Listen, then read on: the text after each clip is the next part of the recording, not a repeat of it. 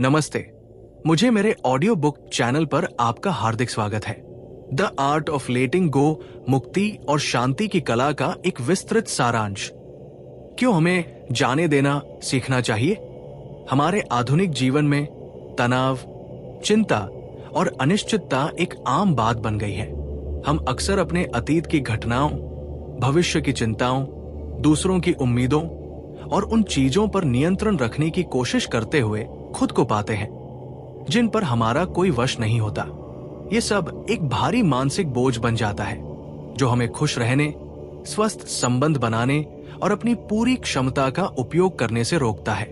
Nick Trenton अपनी किताब the art of letting गो में हमें इसी बोझ से मुक्ति पाने का रास्ता दिखाते हैं।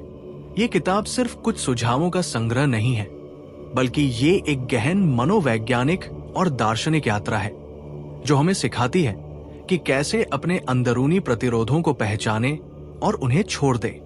ये हमें बताती है कि छोड़ना कमजोरी नहीं, बल्कि सबसे बड़ी ताकत है।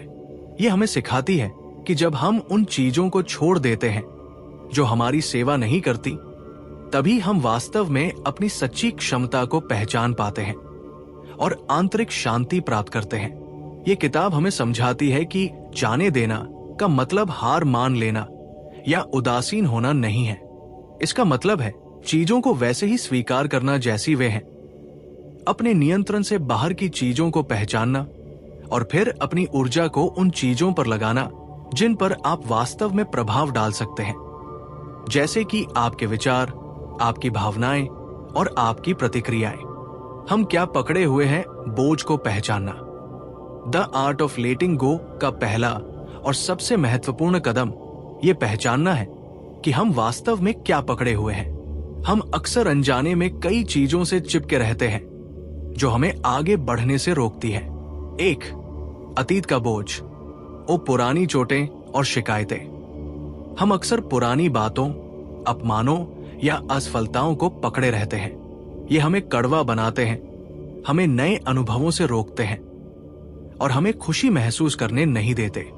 पछतावा, काश मैंने ऐसा किया होता या काश मैंने ऐसा न किया होता। पछतावा हमें वर्तमान में जीने से रोकता है और हमारी ऊर्जा को खत्म कर देता है। पुरानी पहचान, हम अक्सर खुद को अपनी पिछली सफलताओं या असफलताओं से परिभाषित करते हैं। ये हमें बदलने और विकसित होने से रोकता है। 2. भविष्य का डर और चिंता। अज्ञात का डर, हम नहीं जानते कि आगे क्या होगा और ये डर हमें पंगु बना देता है। हम जोखिम लेने या नए अवसर तलाशने से डरते हैं। नियंत्रण का भ्रम, हम सोचते हैं कि हम हर चीज को नियंत्रित कर सकते हैं, लेकिन जीवन अप्रत्याशित है।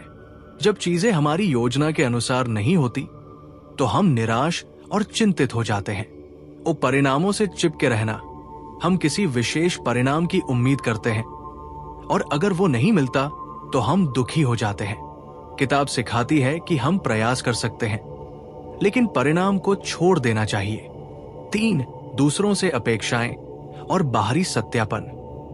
दूसरों की राय, हम अक्सर दूसरों की राय या अनुमोदन पर बहुत अधिक निर्भर करते हैं। ये हमें अपनी सच्ची पहचान व्यक्त करने से रोकता है और हमें हमेशा दूसरों को खुश करने की कोशिश में लगा देता है। अवास्तविक अपेक्षाएं, हम दूसरों से या जीवन से अवास्तविक उम्मीदें रखते हैं और जब वे पूरी नहीं होती तो हम निराश हो जाते हैं। ईर्ष्या और तुलना, दूसरों से अपनी तुलना करना एक अंतहीन चक्र है जो केवल असंतोष और हीनता की भावना पैदा करता है। 4.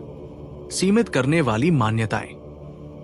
मैं काफी अच्छा नहीं हूं, ये एक सामान्य और हानिकारक विश्वास है जो हमें अपनी क्षमता को पहचानने से रोकता है। मैं बदल नहीं सकता, ये धारणा कि हमारी नियति तय है, हमें विकास और परिवर्तन के लिए प्रयास करने से रोकती है। पूर्णतावाद, परफेक्शनिज्म, हर चीज को परफेक्ट करने की चाह हमें कुछ भी शुरू करने से रोक सकती है या हमें असफलता के डर में रखती है। जाने देने के सिद्धांत, मुक्ति का मार्ग।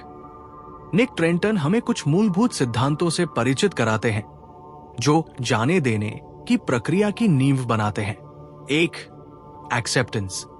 ये सबसे शक्तिशाली उपकरण है। स्वीकृति का मतलब ये नहीं है कि आपको किसी चीज को पसंद करना है या उसके साथ सहमत होना है, बल्कि इसका मतलब है कि आप उसे वैसे ही स्वीकार करते हैं जैसी वह है। ये यथार्थ को स्वीकार करना है, न कि उससे लड़ना। उदाहरण, यदि आप बारिश में फंस गए हैं तो बारिश से लड़ना बेकार है।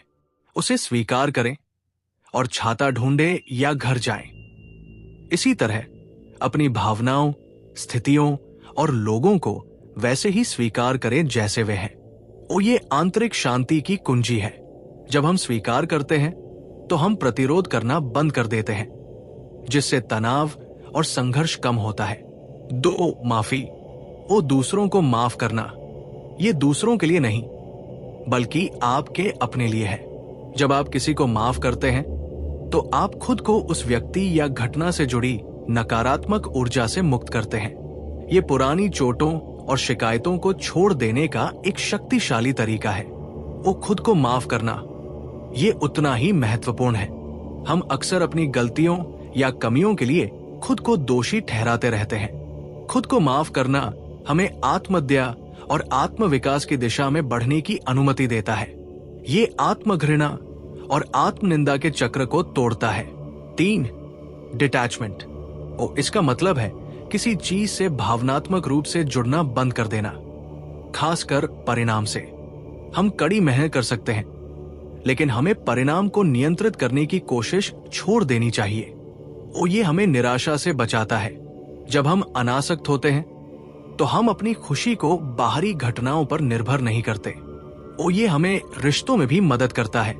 हम लोगों से प्यार कर सकते हैं और उनकी परवाह कर सकते हैं, लेकिन उनकी प्रतिक्रियाओं या कार्यों पर अपनी खुशी को निर्भर नहीं कर सकते। 4. वर्तमान में जीना। अतीत और भविष्य की चिंताएं हमें वर्तमान के आनंद से दूर रखती है। माइंडफुलनेस हमें इस पल में पूरी तरह से मौजूद रहने में मदद करती है। अपनी इंद्रियों का उपयोग करें, देखें, सुने, सूंघें, स्पर्श करें और स्वाद लें। यह आपको वर्तमान क्षण में मजबूती से बांधे रखता है। ये अभ्यास हमें अतीत के पछतावे और भविष्य की आशंकाओं से मुक्ति दिलाता है, जिससे हम जीवन के हर पल का पूरी तरह से अनुभव कर पाते हैं। 5. परिवर्तन को गले लगाना। उदास स्माइली। जीवन परिवर्तनशील है, हर चीज बदलती है। परिवर्तन का विरोध करना व्यर्थ और दर्दनाक है। जब हम परिवर्तन को स्वीकार करते हैं और उसके साथ बहना सीखते हैं तो हम अनुकूलनीय और लचीले बनते हैं। ये हमें अनिश्चितता से निपटने में मदद करता है। किताब हमें सिखाती है कि परिवर्तन नई संभावनाओं और विकास के अवसर लाता है। 6. आत्मकरुणा। ये आत्म प्रेम और आत्म देखभाल का एक अभिन्न अंग है। जब हम जाने देते हैं तो हम अक्सर असुरक्षित महसूस करते हैं। ऐसे समय में खुद के प्रति दयालु होना और खुद को सहारा देना महत्वपूर्ण है। अपनी गलतियों के लिए खुद को कोसने के बजाय खुद के साथ वैसे ही पेश आएं जैसे आप किसी प्रिय मित्र के साथ पेश आएंगे। आत्मकरुणा हमें असफलता से सीखने और आगे बढ़ने की शक्ति देती है। जाने देने के व्यावहारिक उपकरण और रणनीतियां कैसे करें। किताब सिर्फ सिद्धांतों पर बात नहीं करती, बल्कि हमें उन्हें अपने जीवन में लागू करने के लिए ठोस रणनीतियां और उपकरण भी प्रदान करती है। 1. जर्नलिंग। अपने विचारों और भावनाओं को कागज पर उतारना एक शक्तिशाली तरीका है उन्हें समझने और उनसे मुक्ति पाने का।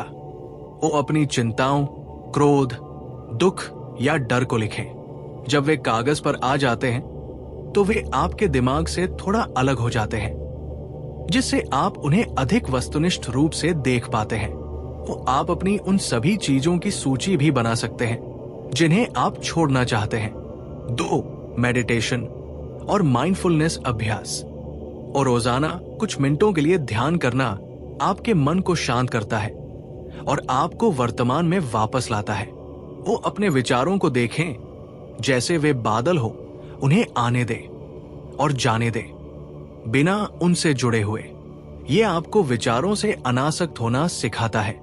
माइंडफुलनेस के साधारण अभ्यास जैसे गहरी सांस लेना और अपने आसपास की आवाजों पर ध्यान देना आपको वर्तमान में केंद्रित रहने में मदद करते हैं। 3. अफर्मेशंस, उस सकारात्मक वाक्यांशों को दोहराना जैसे मैं नियंत्रण छोड़ रहा हूं, मैं शांति स्वीकार कर रहा हूं या मैं अतीत को माफ कर रहा हूं, आपके अवचेतन मन को पुनः प्रोग्राम करने में मदद करता है और ये आपको अपनी मानसिकता बदलने और नकारात्मक विचारों को सकारात्मक से बदलने में मदद करते हैं। 4. सीमाएं निर्धारित करना और दूसरों के साथ स्वस्थ सीमाएं स्थापित करना सीखना महत्वपूर्ण है। यह आपको दूसरों की अपेक्षाओं या विषाक्त ऊर्जा को अपने ऊपर हावी होने से रोकने में मदद करता है और यह आपको ये जानने में मदद करता है कि कब नहीं कहना है और अपनी ऊर्जा को अपनी प्राथमिकताओं पर केंद्रित करना है। 5. कृतज्ञता का अभ्यास, और जो आपके पास है उसके लिए आभारी होना आपके दृष्टिकोण को बदलता है। यह आपको अभाव के बजाय प्रचुरता पर ध्यान केंद्रित करने में मदद करता है और रोजाना उन 3 से 5 चीजों को लिखें जिनके लिए आप आभारी हैं। ये नकारात्मकता को कम करता है और सकारात्मकता को बढ़ाता है। 6. शारीरिक रिलीज, और तनाव और भावनाएं अक्सर हमारे शरीर में जमा हो जाती है। व्यायाम, योग, गहरी सांस लेने के व्यायाम या यहां तक कि रोना जैसी गतिविधियां शारीरिक रूप से भावनाओं को जारी करने में मदद कर सकती है। वो अपने शरीर को सुनना और उसकी जरूरतों को पूरा करना भी जाने देने का एक हिस्सा है। 7. विजुअलाइजेशन, वो कल्पना करें कि आप उन चीजों को छोड़ रहे हैं जिनसे आप चिपके हुए हैं। आप उन्हें एक नदी में बहते हुए या एक गुब्बारे में ऊपर जाते हुए देख सकते हैं। यह आपके अवचेतन मन को छोड़ने की प्रक्रिया को स्वीकार करने में मदद करता है। 8. अपनी कहानी को फिर से लिखना, और हम अक्सर खुद को एक कहानी में बांध लेते हैं। मैं हमेशा असफल होता हूं, मैं कभी खुश नहीं रह सकता। इस कहानी को पहचाने और इसे एक नई सशक्त कहानी से बदले। वो आप अपने अनुभवों को कैसे देखते हैं, ये बदलकर आप उनके भावनात्मक प्रभाव को बदल सकते हैं। जाने देना एक सतत प्रक्रिया है, मंजिल नहीं। निक ट्रेंटन इस बात पर जोर देते हैं कि जाने देना एक बार का काम नहीं है, ये जीवन भर चलने वाली एक यात्रा है। ये एक कौशल है जिसे अभ्यास से विकसित किया जाता है। धैर्य और दृढ़ता, कभी कभी आप सफल होंगे, कभी कभी आप फिसल जाएंगे। महत्वपूर्ण यह है कि आप खुद पर दया करें, सीखें और फिर से प्रयास करें। छोटे कदम, एक बार में सब कुछ छोड़ने की कोशिश न करें। छोटे छोटे कदम उठाएं।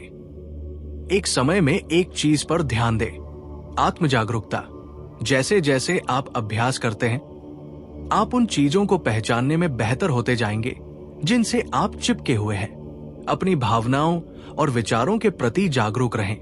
समर्थन की तलाश करें। यदि आवश्यक हो तो किसी थेरेपिस्ट, परामर्शदाता या विश्वसनीय मित्र से मदद मांगे। निष्कर्ष, स्वतंत्रता का उपहार। द आर्ट ऑफ लेटिंग गो हमें सिखाती है कि हमारी खुशी, शांति और स्वतंत्रता इस बात पर निर्भर नहीं करती कि हम कितना कुछ हासिल करते हैं या नियंत्रित करते हैं, बल्कि इस बात पर निर्भर करती है कि हम कितनी चीजों को जाने देते हैं। जब हम अतीत की जंजीरों को तोड़ते हैं, भविष्य के डर को छोड़ते हैं, दूसरों की उम्मीदों से मुक्त होते हैं और नियंत्रण के भ्रम को छोड़ देते हैं, तभी हम अपनी सच्ची मुक्त आत्मा को पहचान पाते हैं। ये किताब हमें अपने स्वयं के मुक्तिदाता बनने की शक्ति देती है। ये हमें सिखाती है कि जीवन के प्रवाह के साथ कैसे बहना है, अनिश्चितता को कैसे गले लगाना है और हर परिस्थिति में आंतरिक शांति कैसे बनाए रखनी है। ये एक ऐसा परिवर्तनकारी अनुभव है जो न केवल आपके व्यक्तिगत जीवन को बेहतर बनाता है, बल्कि आपके संबंधों और दुनिया के साथ आपके इंटरैक्शन को भी समृद्ध करता है। तो क्या आप अपने बोझ को नीचे रखने और एक हल्का, अधिक सार्थक जीवन जीने के लिए तैयार हैं? द आर्ट ऑफ लेटिंग गो आपको यह रास्ता दिखाएगी। यह आपके लिए एक शांत, मुक्त और उद्देश्यपूर्ण जीवन की दिशा में एक पहला कदम हो सकता है। प्रिय श्रोताओं, मुझे उम्मीद है कि निक ट्रेंटन की द आर्ट ऑफ लेटिंग गो का ये विस्तृत सारांश आपको पसंद आया होगा और इसने आपको इस महत्वपूर्ण अवधारणा को गहराई से समझने में मदद की होगी। याद रखें, इस समरी का उद्देश्य आपको किताब का सार देना है, लेकिन किताब को स्वयं पढ़ना या सुनना आपको और भी गहन अंतर्दृष्टि प्रदान करेगा। यदि आप अपने जीवन में शांति और स्वतंत्रता चाहते हैं, तो निक ट्रेंटन की द आर्ट ऑफ लेटिंग गो को आज ही अपनी पठन सूची में शामिल करें। हमारे साथ बने रहने के लिए धन्यवाद। मुझे मेरे ऑडियो बुक चैनल को सब्सक्राइब करना न भूलें और इस वीडियो को लाइक और शेयर करें ताकि ये ज्ञान और लोगों तक पहुंच सके। हम जल्द ही एक और अद्भुत किताब के साथ लौटेंगे। तब तक के लिए शांति और आनंद के साथ जिए। आपका दिन शुभ हो।